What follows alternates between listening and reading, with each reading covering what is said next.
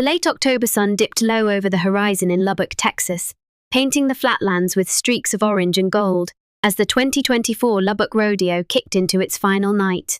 The fairgrounds thrummed with life dust, swirling from the hooves of bucking broncos, the sharp crack of lassos slicing the air, and the roar of a crowd packed into bleachers under a sky threatening rain. The scent of smoked brisket and fry bread wafted from food stalls, mingling with leather and sweat, while a country band strummed Johnny Cash, covers on a stage flanked by hay bales. Kids in cowboy hats chased each other with glow sticks, vendors hawked belt buckles and Stetsons, and the pub blared updates on barrel racing scores. For most of the 10,000 attendees, it was a celebration of West Texas grit, a weekend to shake off the grind and lean into the wild heart of the plains. For Josie Delgado, 34, it was a lifeline fraying at the edges. She stood near the corral fence, arms crossed over a faded denim jacket patched at the elbows. Her dark hair pulled into a messy bun under a thrift store cap. She wasn't here for fun.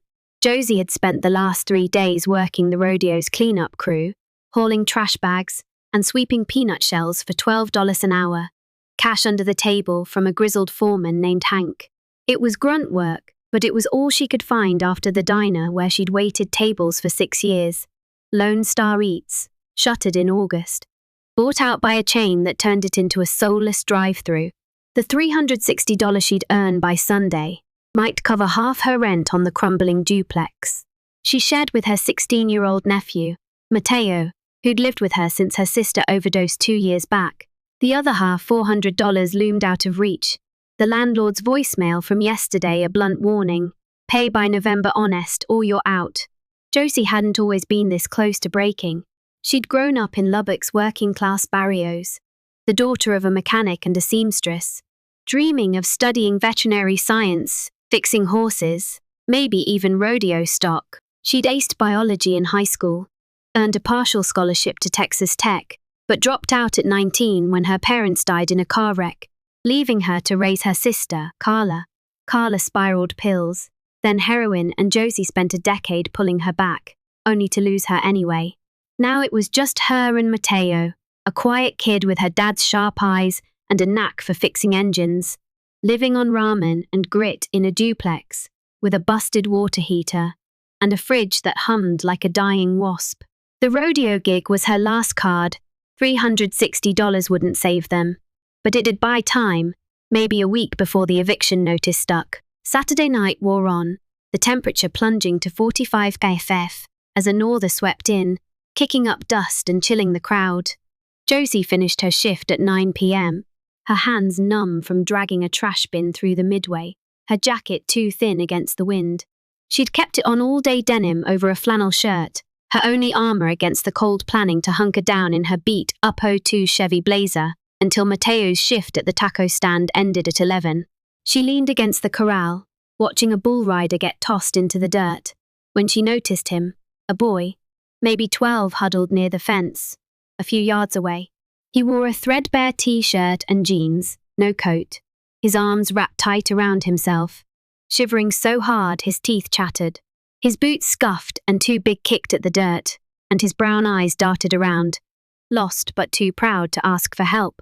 Josie watched him for a minute, her breath fogging, the crowd's cheers fading to a hum. He reminded her of Mateo, at that age, small, scrappy, hiding hurt behind a tough jaw. She glanced at her blazer, then back at the kid, the wind cutting through her own layers. "Hey, kid," she called, stepping closer, her voice rough but kind. "You okay? Where's your folks?" The boy flinched, looking up with wary eyes, his chapped lips parting. "I'm fine," he stammered, his Texas drawl thick. "Dad's working the bulls. Told me to wait here." Josie frowned, scanning the corral, no sign of a dad. "You're freezing. How long you been out here?" He shrugged, shivering harder. "Dunno. Couple hours, maybe." She hesitated, the $360 in her pocket a lifeline she couldn't stretch, her own chill biting deep. But then she shrugged off her jacket, denim worn soft from years, patched with her mama's stitches, and held it out. "Here. Put this on till your dad's done. I'll be around." The boy stared, shaking his head. "I don't need it. I'm good. You're shaking like a leaf." Josie said, firm but gentle, draping it over his shoulders. Take it. Ain't charity, just common sense. I'll grab it back later, he relented, slipping it on, the sleeve swallowing his hands. A flicker of relief in his eyes. Thanks, ma'am. I'm Eli. She nodded. Josie. Stay put, Eli. I'll check on you. She walked off, the wind slicing through her flannel, her arms prickling with goosebumps, but something warm flickered in her chest, small, stubborn, like a match struck in the dark. The rodeo wound down, the midway emptying as vendors shuttered stalls, and the last bull riders limped off to beer tents. Josie huddled in her blazer, the heater rattling but barely cutting the cold, her fingers stiff around a styrofoam cup of stale coffee she'd snagged from a trash run. She kept an eye on Eli through the windshield. He stayed by the fence, her jacket a bulky shield, his silhouette small against the floodlights. At 10:30, Mateo climbed in, his apron smeared with salsa, his lanky frame folding into the passenger seat.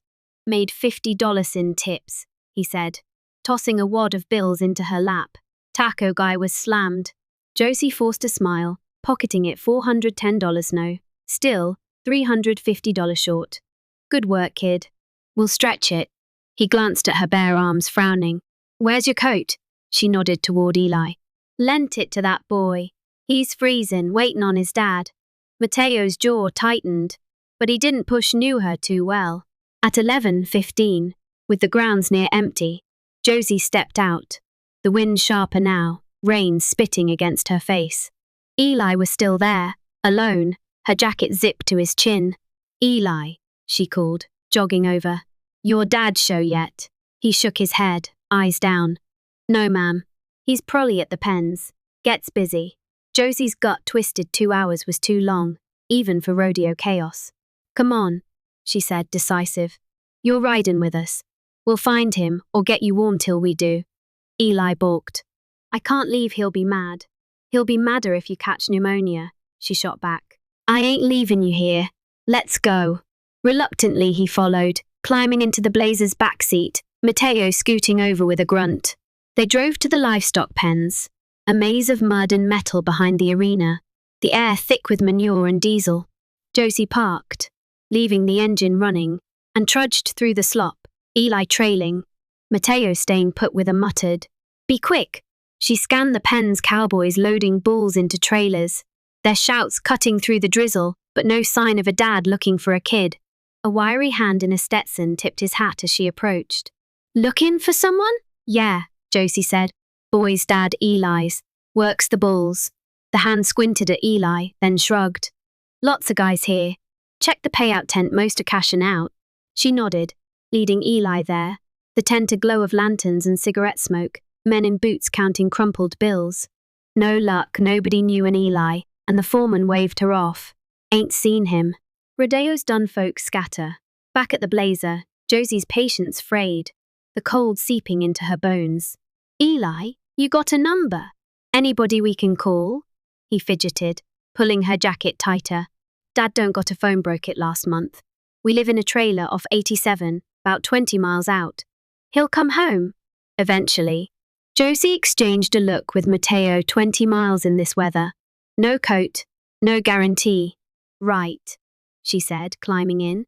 You're crashing with us tonight. We'll figure it tomorrow. Eli protested, but she cut him off. Ain't negotiable, kid.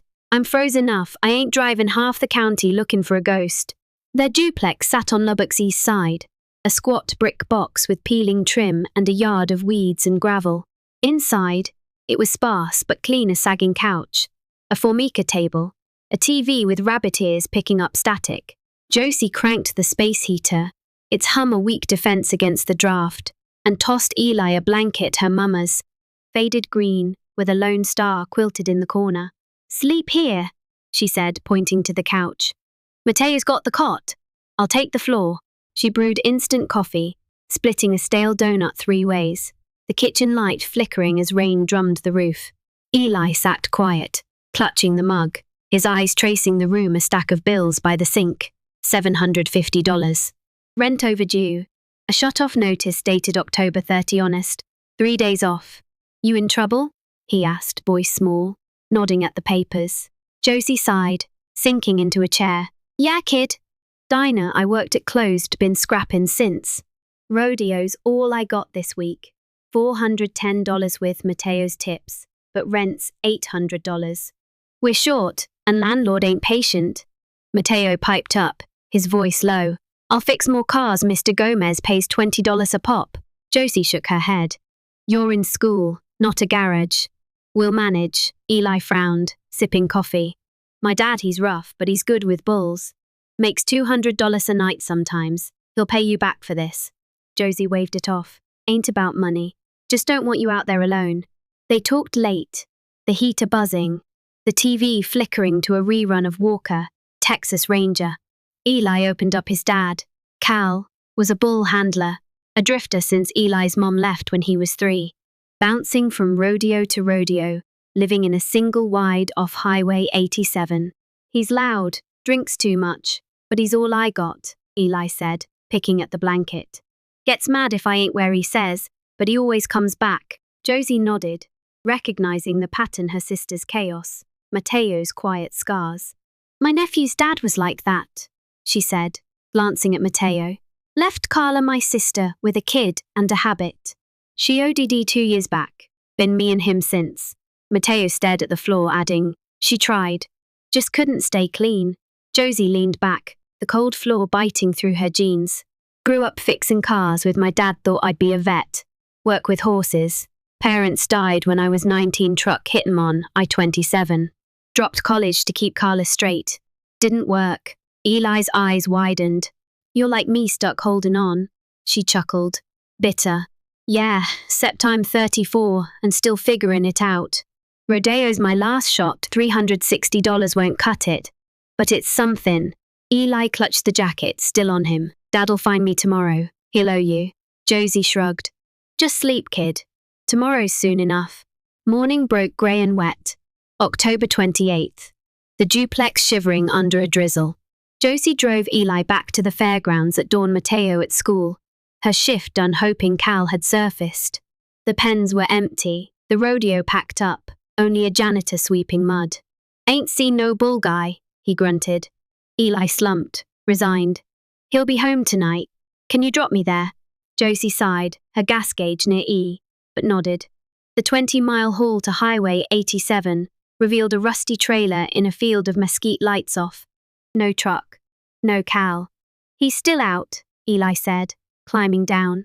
Thanks, Josie. Keep the jacket till I see you.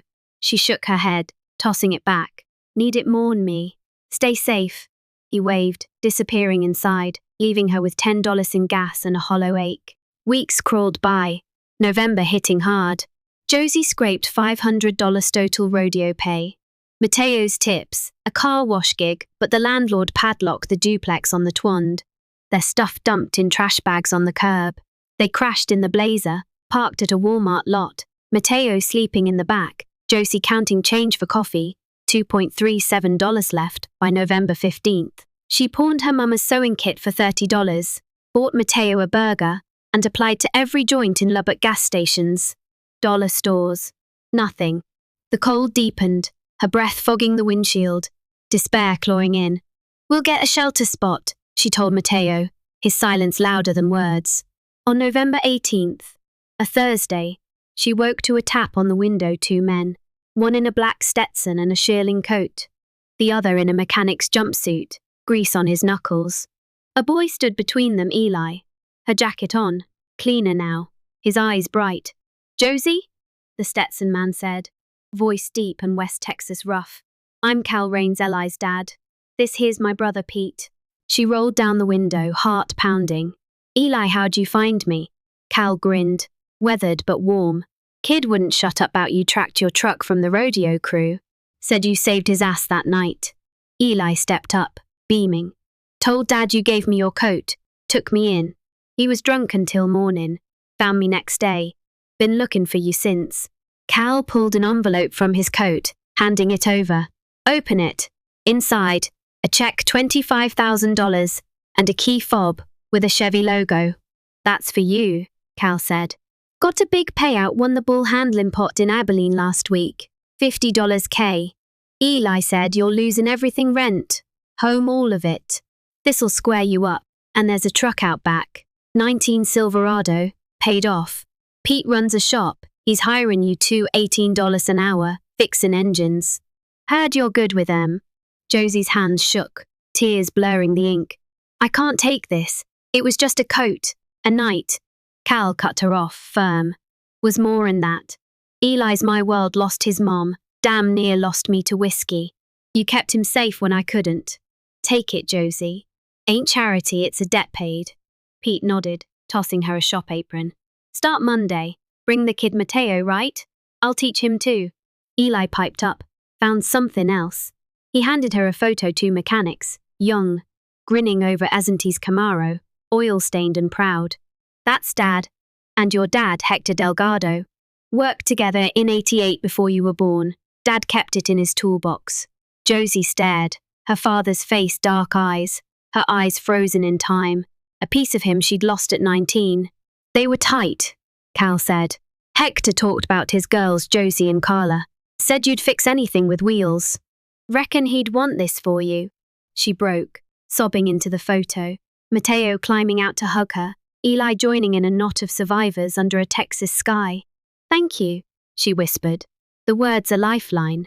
By spring 2025, Josie and Mateo had a new start. The $25,000 cleared their debts, rented a 2-bedroom off Avenue Q, and stocked a fridge that didn't buzz. The Silverado gleamed in the drive, a symbol of grace, and Pete's shop, Rain's Auto, became their rhythm. Josie wrenching engines, Mateo apprenticing after school, his hands steady with a torque wrench. She fixed Cal's truck gratis one weekend, a thank you, and he brought Eli by now 13 taller, helping her tune a carburetor, their laughter echoing over oil cans. The shop thrived, word spreading of the woman who'd rebuild your ride like it was her own, her daddy's ghost in every bolt. One dusty May evening, locking up, Josie found a package on the bench, no sender, just a note, keep fixin'. Josie, see, inside. A toolbox her dad's, etched with H. Delgado, 87, packed with wrenches he'd held, a Polaroid of him and Cal taped to the lid. She traced his grin, tears falling, the rodeo's cold night a distant spark that had lit her world anew. One coat had stitched her past to a future hers. Mateo's. Eli's a debt of kindness repaid in steel and family found.